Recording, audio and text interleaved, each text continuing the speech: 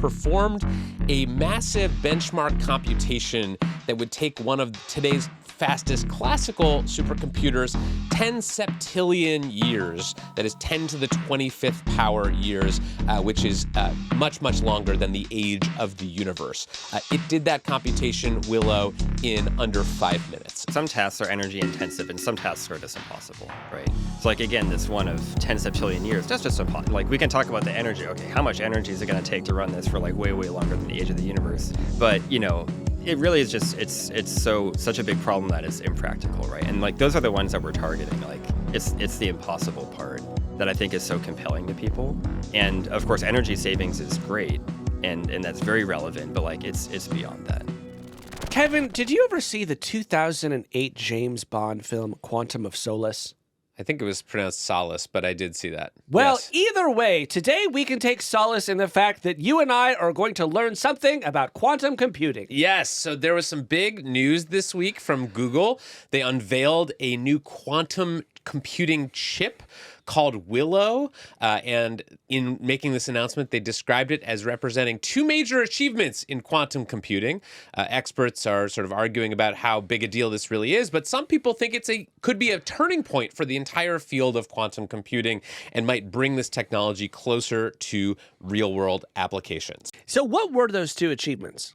So in the blog post announcing this Willow chip, Google said that it had enabled two major achievements. The first is that Willow, it said, can reduce errors exponentially as we scale up using more qubits. That is sort of the basic sort of unit of quantum computing. And that this is a key factor in cracking a challenge in quantum computing known as quantum error correction that has bedeviled quantum scientists for almost 30 years. And the second big thing that Willow did, according to Google, is that it performed a massive benchmark computation that would take one of today's fastest classical supercomputers 10 septillion years. That is 10 to the 25th power years, which is much, much longer than the age of the universe. It did that computation, Willow, in under 5 minutes. They're saying where there's a willow, there's a way. That's true. So I am on record on this very show as saying that I have sort of a mild and not very strongly held belief that quantum computing is all fake. Yes, you predicted on a very early episode of this show that this entire field was a fraud. And I thought that's actually an extremely hot take, one of the hottest takes you've ever shared. But frankly, you know, in the time since you've shared that prediction, there hasn't been a really big reason for us to dig in and try to get our hands around what quantum computing is. But then this news came out, and you and I looked at each other and we said, well, maybe this is the moment. Maybe this is the moment to bring in not only somebody who is smart about quantum computing, but somebody who is actually good at explaining it to two people who really want to learn, but let's just say do not have a background in theoretical physics. Yes. So today on the show, we are going to be talking with Julian Kelly.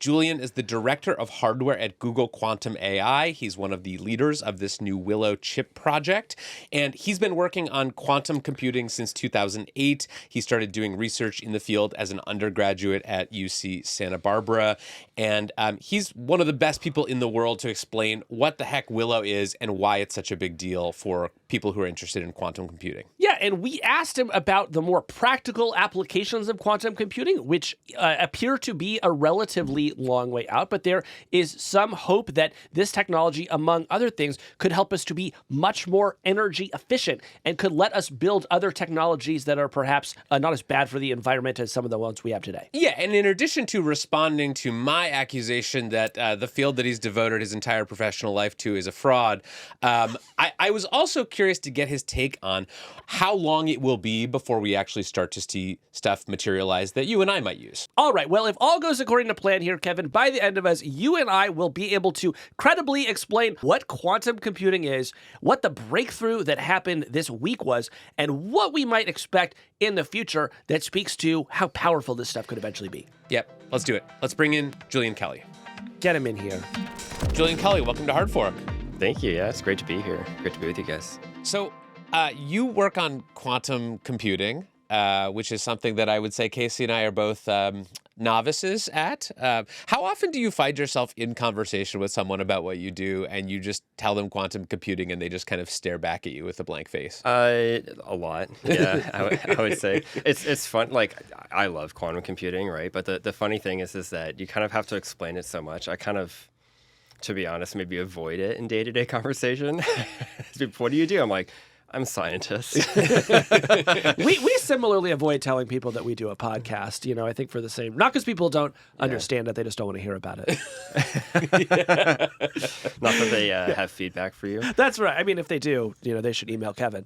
But I want to start by trying to visualize a quantum computer because I've never seen one. And so my first question for you was just, what does this thing look like physically? Yeah, so this is great. It's funny. I don't know if we can get this on camera, but you guys have like a motherboard behind you. Like a normal computer, right? Yeah. And you can kind of think of it as like, in a quantum computer, there's the processor itself, right? And then there's a whole bunch of other things that go around to support it, right?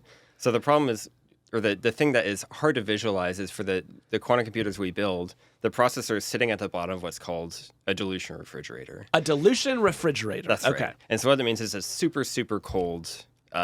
It's similar to a fridge that you have, only it's almost absolute zero, right? So you take your chip, you stick it down there, which makes it behave quantum mechanically, but then you have to stitch all the connections back up to room temperature. So what they look like is there's a chip sitting at the bottom, a bunch of wires that go up to like some racks, kind of conventional looking racks that sit at room temperature, and that's the kind of like the overall footprint of it. And so like how big is this thing? Like once you have the whole package? It's kind of like as big as this room. Okay. Let's say. Yeah. So like for the ones that we're building right now, it's roughly this size, and maybe the size of this table is sort of like the size of the fridge. Kind of actually, this is a pretty good shape here. So like about as tall as a person, a couple feet wide cylinder. Okay. Is the refrigerator, and then a few racks next to it, maybe the size of a normal fridge that the electronics sit in to run it. So, Julian, I have so many questions about this, and I want to get into what Willow is and what this breakthrough represents, but I don't know much about quantum computing, and so I did, when I was getting ready for this interview, what I often do when I feel out of my depth, which is I went to an AI model and asked it to explain quantum computing to an idiot. And I got back something that I want to just gut check with you so that I understand and Casey understands whether we are even in the right ballpark of thinking about quantum computing in the correct way. So let's workshop that. So the thing that this AI model told me about how to think about quantum computing is that in a regular computer, it's like flipping a coin that must land either heads or tails. Every bit that goes through a processor must be either 1 or 0. And this produces a sort of very clear and definite state. In a quantum computer, the AI model told me, it is more like a coin that is spinning on a table before it lands. Like in Inception. Yes. And while spinning, it's kind of both heads and tails at once. These things are called qubits, and they can exist in multiple states simultaneously until you measure them. And that because of this, you can kind of process certain types of problems much faster. Is that even remotely close to a definition of what quantum computing is? Yeah, that's a reasonable kind of starting point to dive into it. And so I've been listening to your guys' show, and you had this top 100 technologies, and I've got some feedback for Let's you guys. Let's hear it. You and everyone else. Yeah, that's what I hear. But yeah, you don't have qubits on there. You don't have quantum computing in there. So maybe next time. Well, I think, if I could give you some feedback, the reason why is, as far as I can tell, a qubit has never actually done anything for me. Is that right? Not yet. Okay. So this is a really good thing to get into. Yeah. The interesting thing about quantum computing is that the fundamental physics, the way information is processed, is based on quantum mechanics instead of classical.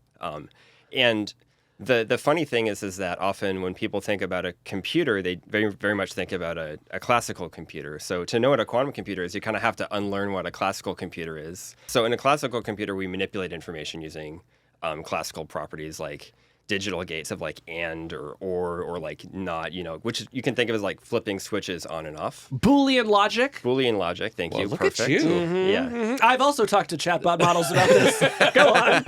But quantum computing is based on the properties of quantum mechanics. So there's superposition, which is this being in multiple states at the same time, and there's entanglement, where multiple qubits can come together to make even more complex states, so exponentially more complex, and then kind of crunch on all of those at the same time, and then you can bring it back back together to complete a computation. You know, I went to Burning Man once and was in multiple states at the same time. But that's a different story. So let me ask you this at the sort of very highest level. So we've now learned a little bit about qubits and about, what this quantum computer looks like, and we're about to dive into your news. But before we do that, Julian, tell us, what is the sort of reason why we're doing all of this? What is the great dream of quantum computing that you were trying to bring into existence here? Yeah, so quantum computers can just do things that the computers we have today cannot do, just ever, fundamentally. And that's what's so exciting about them, because we know how powerful computers are. They're ubiquitous in everything that we do, but they're all based on this sort of they all operate the same way. So like an abacus or a vacuum tube or a transistor computer, the principles are the same. They're based on classical computation, and that just fundamentally has its limits. And so quantum computers will unlock the opportunity to solve problems that there's no other technology that can solve them. All right. Very good. So this week, you guys unveil Willow. This is a new chip. Tell us a little bit more about what Willow is and how you made it. Yeah, so Willow, it's a new quantum computing chip. This is the thing that lives at the bottom of the refrigerator, but you can kind of think of the computer, it's the whole system, right? And the big breakthrough in Willow is that we made the qubits themselves just fundamentally better. So they're a little bit less fragile, right? And this enables us to do two new things, right? So one is in what we call quantum error correction. And quantum error correction is basically, it's the end game for quantum computing. It's how you take a quantum computer and you make it scalable. So you want to make it really big. You want to make it like industrial and do totally wild stuff with it. You have to overcome the fact that the qubits are fragile. And quantum error correction is what lets you do that. So we show that we actually beat what's called the quantum error correction threshold, which has been this theoretical idea that's existed for about 30 years that everyone's kind of banking on, but no one's really shown yet, that you can put qubits together and actually reduce how fragile they are, reduce the number of errors by making it bigger. And so that enables a path towards scaling. So that's one explanation. I also got a second explanation from my chatbot that I instructed to talk to me like I was an idiot. And this is the analogy that it gave me, and I want to check this with you to make sure this is correct. It said, basically, think of quantum computers like trying to conduct an orchestra where all the musicians are extremely caffeinated and jittery. The more musicians, or qubits, you add, the more chaos you typically get. Before Willow, adding more qubits was like adding more caffeinated musicians. It just made things messier. What Google did was figure out how to make the orchestra play better when you add more musicians. Is that more or less correct? Yeah, I think that's fair. And I've got an analogy that I kind of like, because what's interesting in this is there's a threshold behavior, right? It's if it's not good enough, it gets worse. But if it's good enough, it gets better, right? So one way you might think about this is totally different technology. But suppose you want to make a rocket and you want to explore the universe, right? If you want to do that, you have to go faster than what's known as escape velocity of the Earth, right? Otherwise, if you don't, you're just going to come back no matter what. No matter what direction you come in, you're going to come right back into the planet. But if you can achieve escape velocity, go faster, then you actually can, get out of the clutches of Earth's gravity and go explore wherever you want. And so it's another just example of one of these thresholds you have to cross. You either cross it and the technology is going to work, or you don't cross it and it won't. And so that's why we're so excited about it. Now, the big headline grabbing part of this announcement about Willow that got a lot of people's attention was this calculation that this chip was able to run. This was a calculation that would take a classical supercomputer to complete about 10 septillion years, which for comparison's sake is roughly the length of one Lex Friedman episode.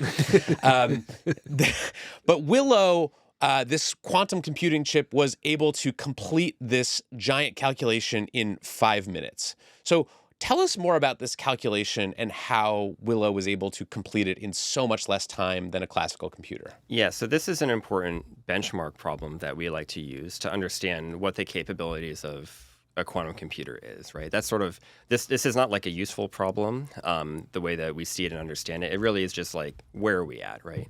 And so what's interesting is we first started running this benchmark in 2019, and we were very excited because at that point we could run this benchmark better than a classical computer could, which is an exciting moment because before that time, the field of quantum computing was in an uncomfortable position, which is, someone could say, hey, you're building these quantum computers.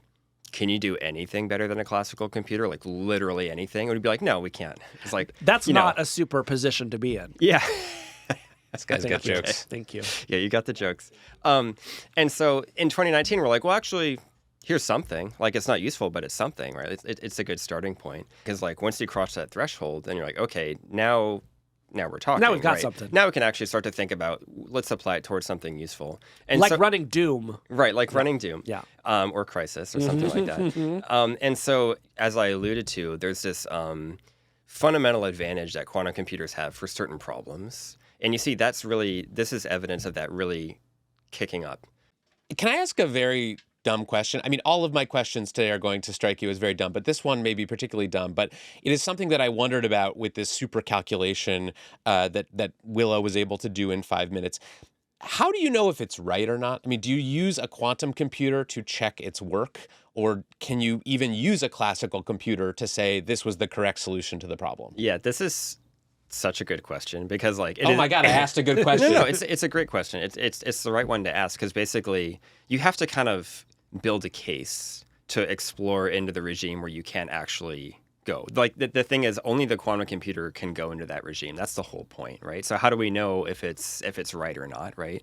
So we do a lot of work. We make a bunch of smaller problems, right? And then we look at the scaling behavior and we're like, okay, it was right at a problem size of 2 and 3 and 4 and 5, and it's following this trend line exactly how we expect. So our projection says that, therefore, it will continue to behave in the way that we expect. So you have to look at it from multiple angles and build up an evidence-based case. But yeah, you can't directly verify it. All right, so you've been able to solve a very complicated math problem. What do you do with that? Where do you go from there? Yeah, so of course, what we want to do is we want to actually solve problems that have real-world impact, right? Willow's an important step forward, but it's not the end of the story. It definitely brings us closer to real-world applications. It's a step on our very long-term goal of making a large error-corrected computer. And at the same time, we're taking these machines and we're running them in like an un-error-corrected way to see like, hey, what can we get out of it today, right? And so we're using that to explore what might be in the near term, or at the same time looking at the very long term as well.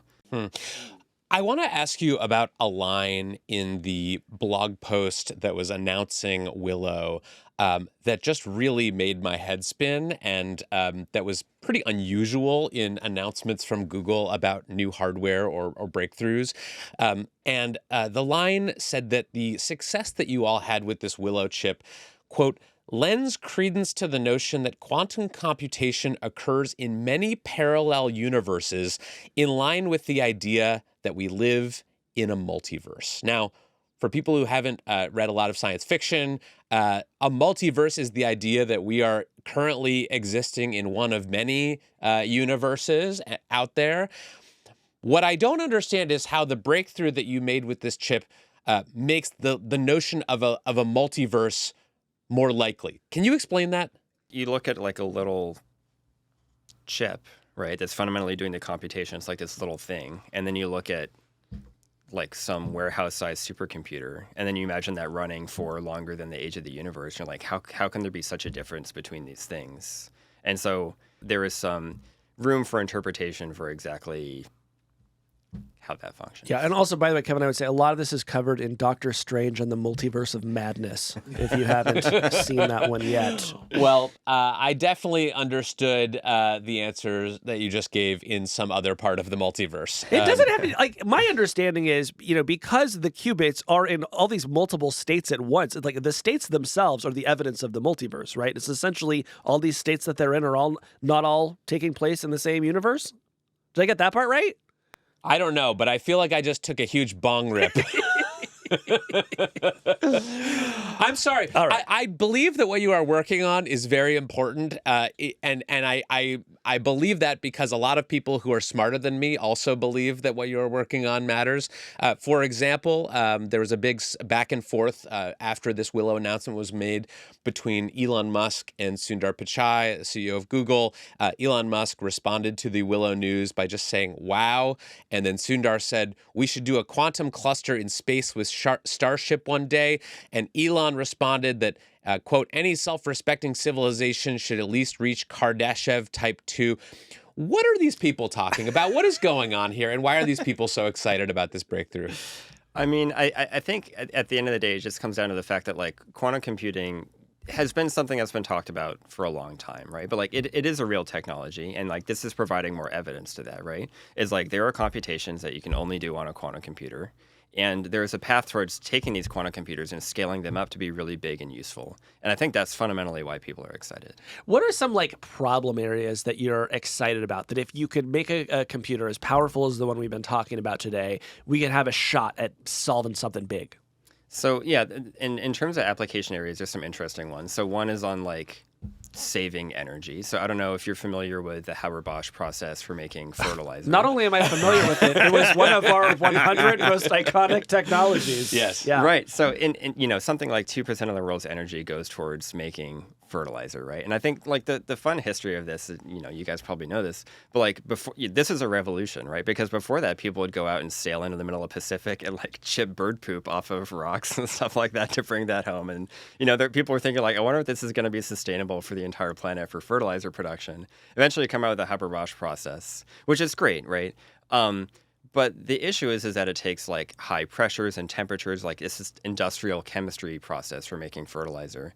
And what's funny is that if you look at what happens with like bacteria that just like live in the ground with plants, like they'll do this at ambient pressures and temperatures and things. But it's hard to know, like, how do you guys get that to work, right? And fundamentally, if you wanted to understand that, you'd need to really have a detailed understanding of what they're doing quantum mechanically.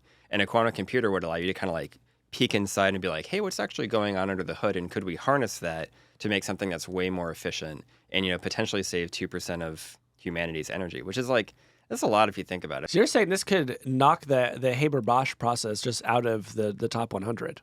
Potentially. Yeah. Well, Okay. hey, like, it could still be like we can respect it even We can if we respect don't use it. it. Yeah. So we might not need it anymore. Yeah. So my understanding of why people like Elon Musk and Sundar Pichai are very excited about the possibility of quantum computing has to do with what you just described, which is like it is a means of unlocking more energy for things. If we can actually get quantum computers that work, that are useful, that are more reliable and less fragile, you could do just many more types of powerful computation without needing to like build these giant data centers running supercomputers 24/7.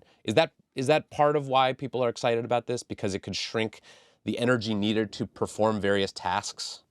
Yeah, that's right. And in fact, I would go one step further, which is like some tasks are energy intensive and some tasks are just impossible, right? So like, again, this one of 10 septillion years, that's just impossible. Like we can talk about the energy. Okay, how much energy is it going to take to run this for like way, way longer than the age of the universe? But, it really is just, it's such a big problem that it's impractical, right? And like, those are the ones that we're targeting. Like it's the impossible part that I think is so compelling to people. And of course, energy savings is great and that's very relevant, but like it's beyond that. So, Julian, just summarize sort of where we are in the quantum computing story, because, I've been covering tech for like a long time. So has Casey. I know we've heard a lot of ideas and people getting excited about quantum computing. Every few years, there seems to be some sort of breakthrough that gets heralded as like a major step forward. But I still don't feel like I have a good grasp of what quantum computing will do for me. We still obviously don't have quantum computers, out in the world in sort of places where people can interact with them. So like, how close or far are we to, say, having a quantum computer that the average person will be able to use? I would imagine it'll take a while for the average person to interact with a quantum computer because, right now we have expert scientists and researchers and things working with them, and they're pretty like prototypey, to be honest, right?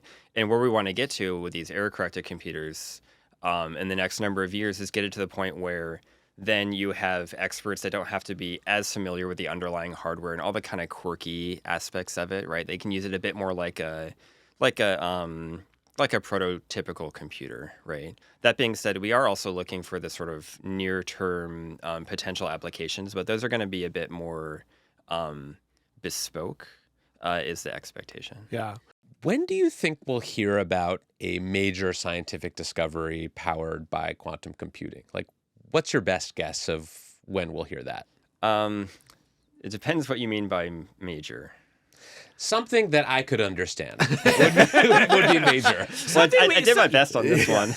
Something we would like conceivably talk about, on this show. My guess is, I think there'll be some interesting things coming out in the near future, but I would say for like a huge real world breakthrough, it still might be a couple years out. Yeah. But like 2 or like 5? Again, it depends on the caliber. It's tricky because it's like, it's research, right? Yeah. So it's possible, when we run the computers without error correction, you're limited in terms of the computational space you have access to. If you happen to be able to fit a problem in there, you could do some really exciting stuff potentially, right? But the question is, can you fit the problem in there or not? Which is a little bit hard to know, right? Right. But there's confidence on something like a 5-year time scale. Then you're starting to get into a pretty interesting territory, and you're in less of you're kind of in this scalable regime where you will start to see more incremental progress of like year over year. You'll see the capacity expand, and you can kind of chart out to be like, okay, then we'll be here, and then we'll be there, and like it'll be more sort of foreseeable and understandable, and so I think that's going to be a very exciting point to get the field to get to from very abstract to kind of like plannable and engineerable. Yeah, I guess that's what I'm wondering about is sort of like, I mean, I am on the record, Julian, just for full transparency here, is saying that I am suspicious that quantum computing is fake and that it might actually just be like a jobs program for physicists, who want to work at Google. But I am more persuaded after talking to you that this is actually real and that people who are smarter than me are working on it and that it may one day produce something that all of us benefit from. So. Here's what I'll say. What I would love is the next time you guys have a breakthrough, it would be cool if Kevin and I could actually come out. I want to see this thing with my own eyes. Yes. You know what I mean? I want to be sucked into the multiverse by a quantum computer. I want to touch something that is absolute zero and see what happens to my finger. might get freezer burn, but it'd be fun. Yeah. Maybe you guys could visit. I guess I'm being a little cheeky here, but I do think there is a problem that you all face in quantum mechanics and quantum computing that researchers in other fields do not necessarily face, because the thing that you are building is very hard for the average person to understand and observe. And so I wonder if there's just a barrier there that, say, someone building a chatbot might not face. Yeah, I mean, so quantum computers, they're a real technology, and we are making progress, as you mentioned. That being said, it can be hard for a layperson to understand the state of the field. There can be a lot of hype and kind of overselling, and what we're trying to do is be very clear about, like, when we get to these points, we've done this and provide the context around that. This is the things it can do, this is the things it can't do. But what's nice about, for us, is that we have the opportunity to take a very long-term vision. Like, we're not trying to,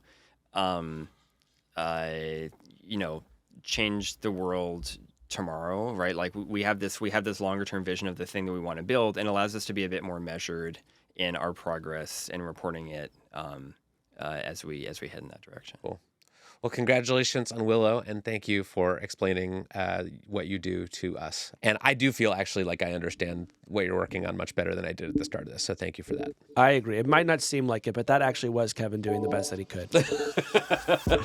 Julian, thanks so much. Thank you, It's been fun chatting with you guys.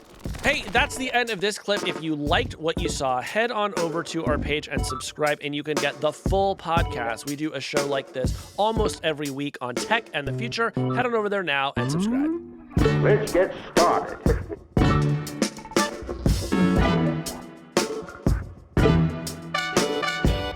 Okay, let's go. One teddy bear and one dog.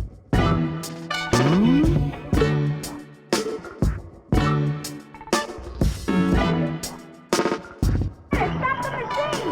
Look! The doll has a teddy bear's head, and the teddy bear has a doll's head. Well, this never happened when we made toys by hand.